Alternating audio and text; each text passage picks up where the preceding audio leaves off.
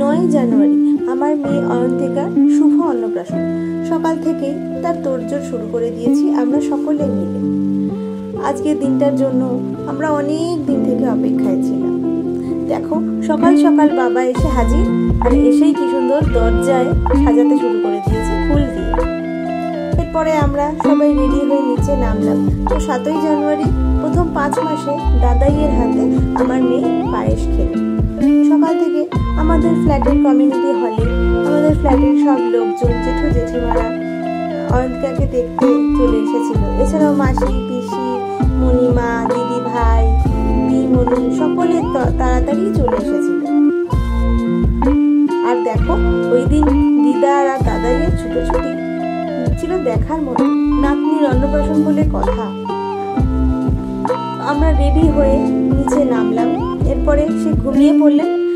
পিমণির বলে অয়ন্তিকা ঘুমিয়েই পড়লো। আর ততক্ষণে আমরা ওর জন্য ফল, কেক, তারপরে তোমার আরো অনেক জিনিসপত্র সব সাজাতে শুরু করলাম। মামা ভাত হবে। মামা এসে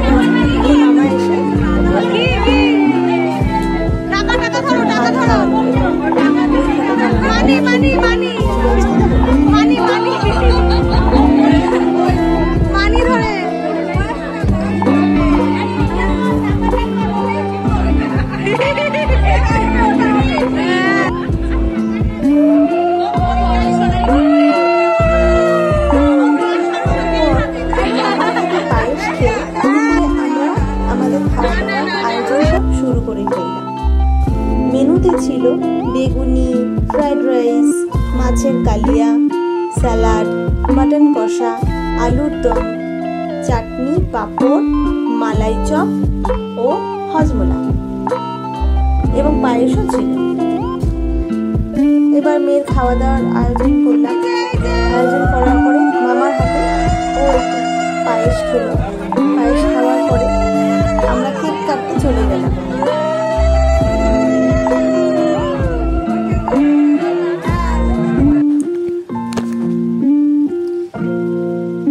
এবার মামার হাতে পায়েস খেয়ে এবং বাকি সব আচার অনুষ্ঠান সম্পন্ন করে আমরা এর পরবর্তীতে কেক কাটতে গেলাম। তবে একটা ঈশ্বরের কি আশীর্বাদ দেখো, ওই দিন কিন্তু আমার মেয়ে এক মুহূর্তের জন্য কাঁদেনি। ওই দিন সবার কোলে গেছে, সবাইকে দেখে হেসেছে এবং এক মুহূর্তের জন্য ও দুষ্টুমি করেনি বা কাঁদেও নি।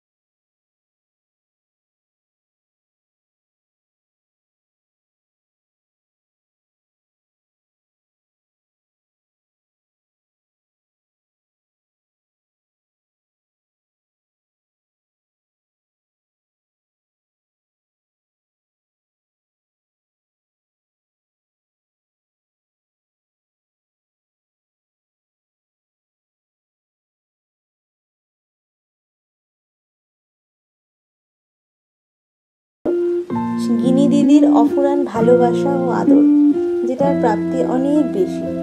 সেই দিন আমরা অনেক আনন্দ করে দিনটা খুব সুন্দরভাবে কাটালাম এবং আমার অয়ন্তিকার অন্নপ্রাশনের দিনটাও খুব সুন্দরভাবে কাটালাম, যেটা অনেক দিন মনে থাকবে। এরপরে মামার হাতে ভাত খেয়ে অয়ন্তিকা বাড়িতে এসে দেখো কেমন